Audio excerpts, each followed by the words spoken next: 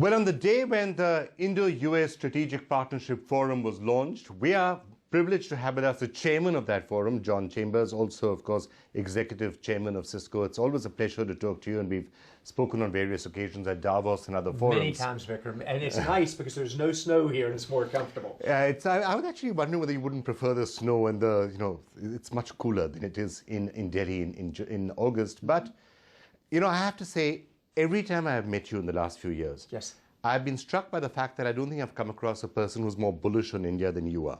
yes. And I'm wondering whether that's still the case. Is that part of why you're here in Delhi? It is part of why I'm here. And if you were doing a real quick report card versus 3 years ago, I've always been bullish on India, but India's traditionally been a slow follower. 3 years ago, I said, this new prime minister, who I'm a huge believer in, he's probably, in my opinion, one of the top 3 leaders that I've met in my life, and I've met them all over the last 30 to 40 years. One of the top 3 leaders, as in political leaders or leaders in general? Yeah, political leaders, but also including business. And the reason I'm so optimistic is that he has a unique capability to outline a vision and strategy, and to get people to have hope about that vision and strategy and move hope. He's fearless as long as it's right for his country and his people, and he knows how to create win-wins to possible to probable. And if you watch what has occurred in India, it's moved from the example about people thinking, could India really have the fastest GDP growth? Could it really be inclusive? Could it be a great place to do business? That people are committed here. So has he achieved his agenda? His digital agenda is the best in the world. It's comprehensive. It's unprecedented in terms of the opportunity. And you watch, instead of just resting on the laurels, he goes ahead and takes good business risks for his country on demonetization and the goods and services tax, both of which were required for this country to grow long term. And he has the courage to make those decisions and convince people and get them comfortable with following. I'm obviously a huge fan. I'm honored to be what people tease me about, being the biggest bull for India, and I think you haven't seen anything yet, but also I'm proud to be the ambassador for India on a global basis. I believe in our country here. Right, that's good to hear. Of course, there are people who will say, but the problems are still happening, the economy is still not growing, joblessness and the rest of it, to which the government frequently says it's going to take time for some of this to pan itself out. All the signs are not there, and the benefits of things like demonetization, of course, still to be seen. Well, you're having fun with me on this one. I think the results have been amazing to date versus any other country in the world. India is the envy of the rest of the world now. Your GDP is growing at 7%. You did demonetization. November was soft. December, it was back to normal growth. By January, you were growing again. You made the decisions that other countries would have just kind of kicked the can down the road on. You've outlined a vision that's the most ambitious in the world, and you're going one more step with a strategic relationship in the U.S., different partnership-wise than ever's been done before. So I actually think the 1.1 million jobs a month are occurring. We need to accelerate that further. We need to get the startup community going more. We need to evolve the education. But I'd give this administration probably the best grades in the world in terms of their focus on the economy and preparing the country for the future. I'm going to come to digitization a bit more, because obviously the technological aspects of that, and you said that India is a world leader, and that's an interesting concept to look at. Yes. I noticed you said somewhere that there used to be a time when people used to criticize India for not moving fast enough, and now they're saying it's moving too fast in some areas. Isn't that great? Demonetization. Yeah, it's interesting to watch. India, it wasn't just criticism, it was a fact. India was a very slow follower. Businesses were hesitant about locating jobs here. Many of the decisions that needed to be made were not made, or worse, just postponed. And so a lot of the opportunities for jobs, real family increase in income, education, inclusive growth were missed. And so I like the speed at which the government's moving, and contrary to some of its critics, I actually would say we need to move even faster. And I think this is an environment where you disrupt or you get disrupted. It is about speed of innovation, and it's about a vision and strategy to get there, and then the ability to execute. Right. And in infrastructure, of course, for CISCO, any company which you wanted to come and make in India would have had real serious concerns about roads, for example, about power, about electricity. Logistics, everything. Logistics. Those are areas where stuff is happening. But policy, is it easier? Is it easy to do business in India, or there's still too many headaches, too much red tape, those sort of concerns? Well, I think every country has to focus on ease of doing business, especially if you're going to become a major startup nation where small companies can start up quickly and scale. The improvement on ease of doing business, you saw the progress. It was good progress. Do we have to continue to accelerate it? Of course. Right. On the digital side, which you said is one of the most ambitious programs, and it is. Yes. The concept seems to be that we're going to link up everybody, we're going to have Aadhaar, and we're going to be able to map where everyone is, map all transactions that are happening, and move to a far more digital economy. What is it that you like about what's happening, and where would you like to see more stuff being done? Well, that's a great question, because when many people think about digital, they think about going from 1,000 devices connected to the internet when Cisco was formed to 17 billion today, on its way to 500 billion. It will transform every business, etc. So it's the Internet of Things connecting these devices. But what makes it go? Getting the right information at the right time to the right person or machine to make the right decision.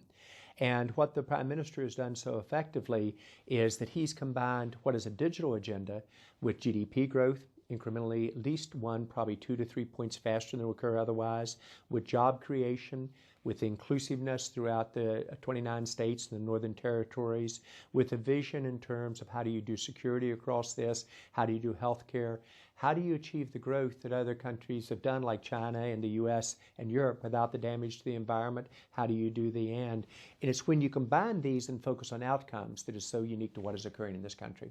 People are concerned and scared that I'm putting all this data Yes. out there. It's with my Aadhaar, with the Aadhaar Yes. card, it's my numbers. Yes. It's also with things like Facebook and others, or WhatsApp. You're putting Yes. a lot of data out there. Yes. What is the probability that at some point some bad guy is going to find a way to misuse this? You have to think about how this occurs. Are the concerns of the consumer valid? Absolutely, but the concerns of the consumer for physical interference in terms of organized crime has always been there as well. So you have to think about how do you really get to the future, and that's an architectural base. I don't think you can do it with 45 different products in your environment and your IT organization trying to piece those together. The bad guys will find a 43rd product as a weakness and get in. So I think it's one that will go to architectural players like Cisco, and I think Cisco has a good chance of leading the way here. Well, that's a big debate that's obviously taking place back in Silicon Valley right now. We've just seen this huge debate between Mark Zuckerberg, for example, and Elon Musk on artificial intelligence, whether the risks are outweighing the benefits and whether we need to be careful. I want to know where you stand on this particular debate. Well, I think it's so easy to simplify a complex debate with a quick single variable. It's a very complex equation. If you really watch artificial intelligence and machine learning, natural language processing, it will have tremendous productivity increases. It will cause the average life of the user that's watching this probably to increase by 5 to 10 years. It will enable their entertainment and their ability to do their jobs more effectively. It will enable them to learn in ways they're just beginning to imagine.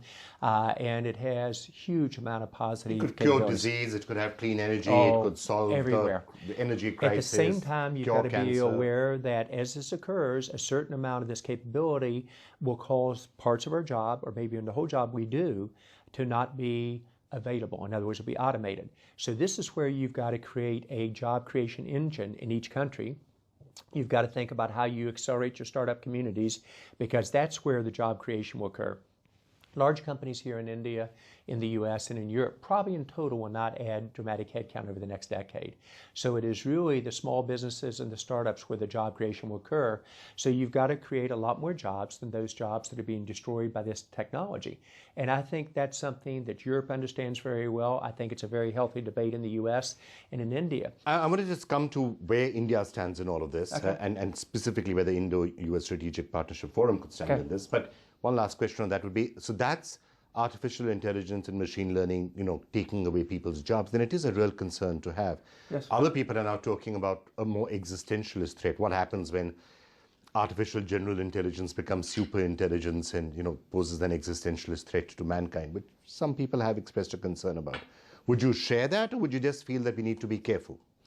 I think you need to be aware of the strengths and limitations of any technology, and it's much like all the way back to the phone system. Can the phone system be used for a lot of good reasons? Absolutely. Do some people use it for bad?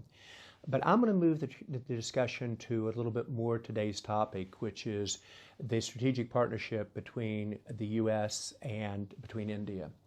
I think that I've been a part of 3 major transitions in my life: the internet transition and the benefits that President Clinton understood, the digital transition, we talked about what India and France and Israel are doing, and a strategic partnership between India and the U.S. could be a model for the rest of the world.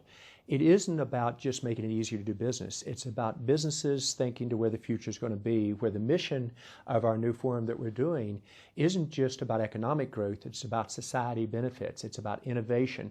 It's about how do you make this entrepreneurism work, and how do you bring this benefit to 1.3 billion people here and 330 million in the U.S. How does everybody win as you do this? And how do you use several hundred businesses working together with government, with citizens, to completely transform this environment? Here's the issue. I mean, I guess both countries understand why it's important to work together. Both countries have perfectly good reasons to be skeptical, for example, of China, or to be concerned about the rise of China. But American companies will rush to invest in China and put up their factories there instead of India. And China has a larger trading partner now than anyone else. So how do we fix that? How do we start changing things around? Well, the answer to your question is every country is going to have multiple trading partners. But it goes back to, do you have a common vision and a win-win philosophy and a alignment on almost all of your key priority issues? Our two countries have that. So when you're talking to the Prime Minister Modi, you very clearly are, and that's because of conviction, and now officially as your designation as the chairman of the Indo-US Strategic Partnership Forum, yes, you're in a sense India's ambassador. Economic ambassador, if you like, especially to the rest of... I would be honored, and I'll try to never let people down. I'm one of, but yes, I'm Yeah, honored. but I mean, so when you carry that message now Yes. to your other colleagues, and I'm sure you've been doing it, I'm sure you've been talking to them, Yes. what's the feedback that they give you? After they really understand it, 100% buy-in. And So you know what's exciting? Is when you get 100% buy-in, what does it say? We should have done it earlier. You should have done it earlier. Yes. And you this see is a that whole then new form. starting to translate into real action on the ground also, the companies that are still to put factories in here, the other changes. You're starting to see great momentum. And both ways, that they will give feedback which the government here will be able to implement and hopefully act on. Yes, but it also has to be the same in the U.S. We have to raise both sides and the benefit to both countries. So we've got to have Indian companies investing in the U.S. We've got to have Indian companies creating jobs in the U.S. You've got to have startups in both communities working together as a way that they hadn't. The example I love to use And both countries listening to each other's problems. Like, for example, I know a lot of Indian companies are upset about things like H-1B visas and can we still send our people abroad and so on and so forth. I'm sure you've heard about it. Let's use the example of SpiceJet. If you watch, and the leader of that company, tremendous visionary individual, said, the win for my company is for this to be Boeing. The win for the U.S. is job creation, both of Boeing, but also for a startup out of Silicon Valley to do the seats and the arrangements in the ways that haven't been done before, and thinking about inclusiveness and how this is a win. I think you see more and more companies not just focused on the bottom line, but focused on doing the right thing, making a difference. And that's really what this Strategic Partnership Forum is about. How do companies work together in a way they never have before to change not just government and business and trade, but really change job creation and entrepreneurship. All right, John Chambers, it's always a pleasure talking to you, and I know you have a really busy day, so I'm going to allow you to get on with it. Thank you so much.